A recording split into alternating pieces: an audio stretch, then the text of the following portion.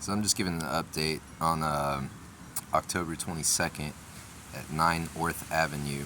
I was assaulted by a man named John who claimed to own the bike that I had. The bike that I had came from the neighborhood and was left on an abandoned property where there's evidence of stolen goods and vandalism, stuff like that.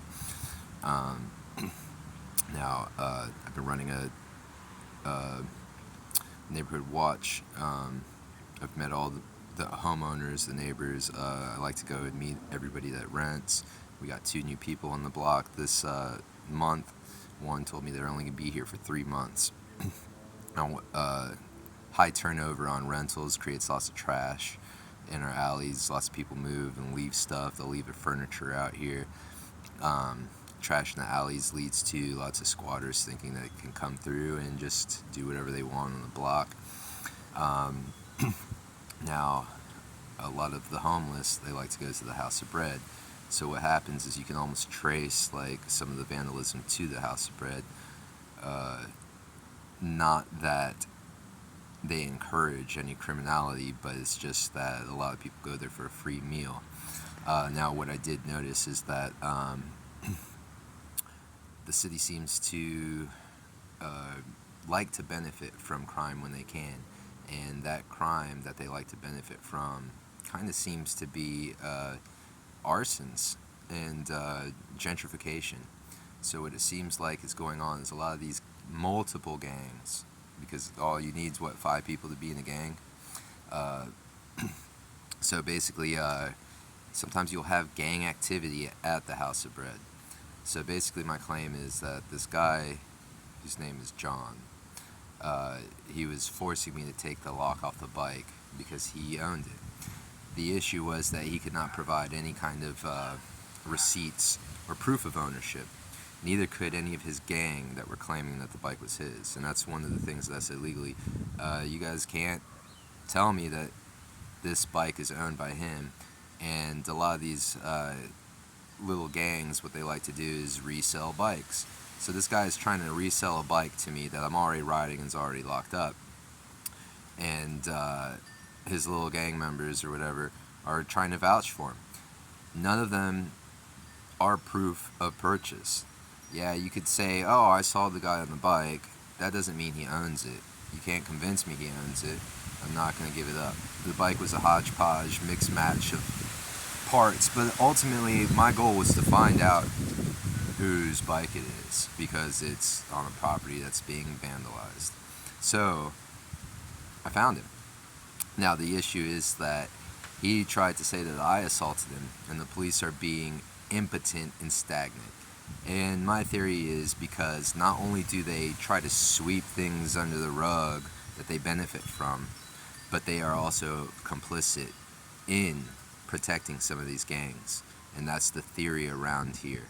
So it's still pretty wild out here. We still have suspected arsonists running around. We still have fires going on. Fires can kill people. It's a super health risk publicly. I mean, plastic burning, stuff like that.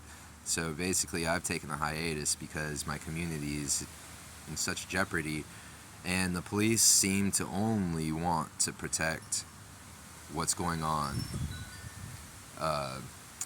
from intelligent people like myself who are not affiliated with gangs. So that is my issue. I have Detective Sara Lipps, who is basically biasly trying to not only, I mean, she was trying to arrest me. She took the property, she took the bike, but she didn't take the other guy's Maglite flashlight. I have photos of him with that flashlight. And yeah, also the problem with Detective Sara Lipps is she's the detective that was assigned to the July 8th and 9th incident at Grafton Avenue, where Mandy McGee, a convicted dope dealer, was basically trying to cover her tracks because I had some information that she could have murdered a Joseph Gonzalez with a fake morphine pill with fentanyl, And essentially that happened on July 2nd of 2021. And then by July 8th of 2021, when she found out through a Joseph Niminer that I knew this information, she basically came to not only, in my opinion, kill me. And it's not an opinion because she gave me pills. The pills got turned over, and all of a sudden they got lost. But she was trying to kill me with fake morphine pills that were laced with fentanyl. And yeah, so the police are trying to cover that up. And in that case, I would say it makes police look like domestic terrorists. It makes them look like bad faith investigators.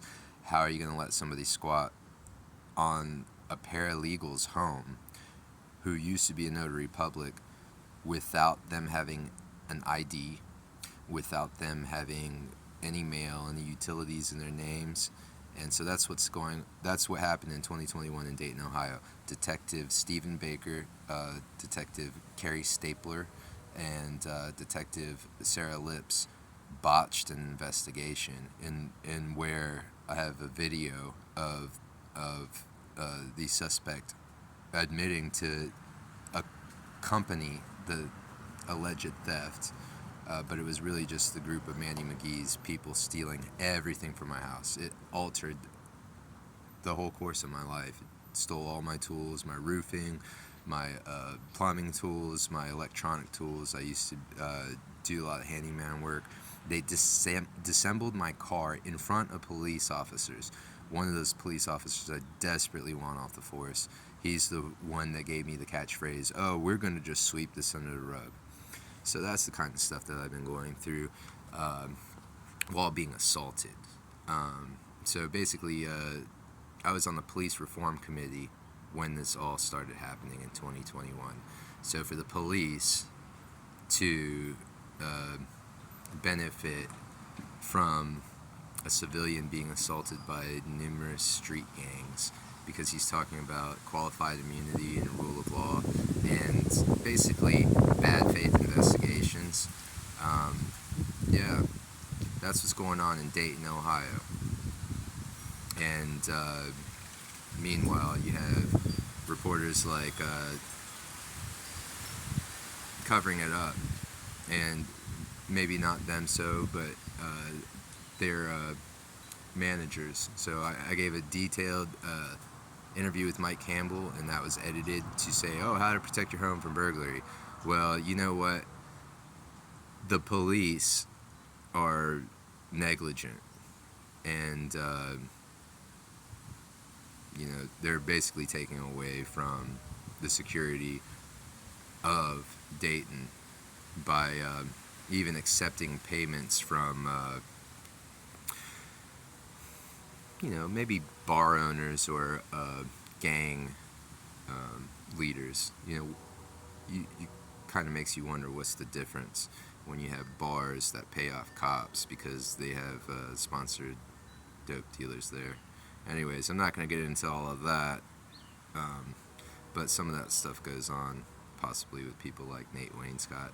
As soon as I say something about him, it seems like I get trouble up my butt. Anyways, yeah, so that's another link to the chain, I think, is that these little nationalists just don't like being talked about. Anyways, so that's an update on what I'm going through, and I'm nice, fine, and healthy, and yeah.